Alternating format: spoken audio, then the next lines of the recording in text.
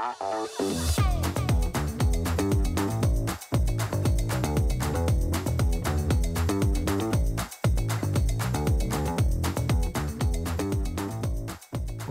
ir energouzņēmums, kura saknes meklējams Igaunijā, taču pakāpeniski mēs esam uzsākuši darbību visās 3 Baltijas valstīs un uztveram šo valstu tirgu kā savu mājas tirgu.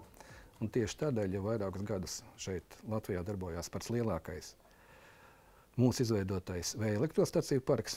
Pagājušā gada beigās mēs nolēmām papildināt to arī ar elektroenerģijas uzkrātuvi, bateriju parka veidā. Tas beidzot ir tapis un ir realizēts turpat blakus Tārgalē. Un mēs ar to lepojamies, jo tā ir daļa no skata nākotnē. Faktiski mūsu rīcībā šobrīd ir gan lielākais vējparks Latvijā, gan arī lielākā uzkrājošo bateriju sistēma. Esošiem mūsu Tārgales vējparkam mēs esam pievienojuši klāt 10,32 megavati, 20,64 megavatu stundu lielu bateriju parku. Pati bateriju sistēma sastāv no 10 konteineriem. 6 konteineri ir ar baterijām, 3 konteineri ir ar invertoriem un transformatoriem, un 1 konteiners ir ar vispriekuma slēgiekārtu, kas veic pievienojumu Tārgales apakšstaciju.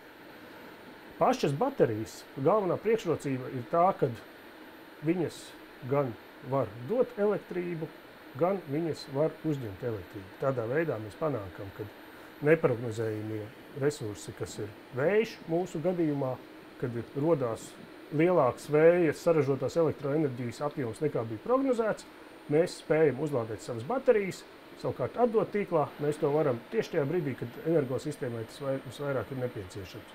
Tātad tā galvenā priekšrocība, mēs patērējam elektrību, ka elektrība ir pa daudz, un mēs atkal dodam tīklā elektrību, kad tā ir visvairāk kādam nepieciešama.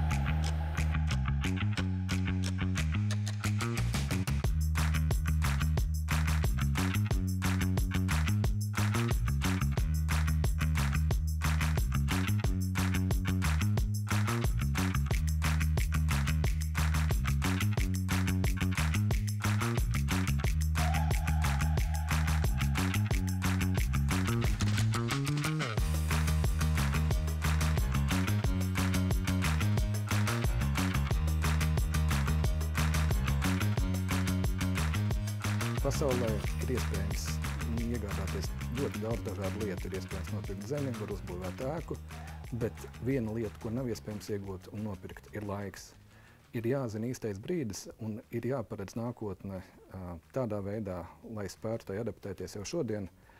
Un tas, kādā veidā viss tirgus kopumā mainīsies nākamā gada sākumā, kad mēs atslēgsimies no Krievijas elektrosistēmas un pazaudēsim daļu no tās drošības, ko viņi mums deva, tā mums ir jāizvieto ar savējo. Un tieši to mēs arī mēģinam izdarīt jau tagad, investējot šajās jaunajās tehnoloģijās. Tas ir pirmais solis nākotnē, kurā, es domāju, pamazām sekos arī pārējie.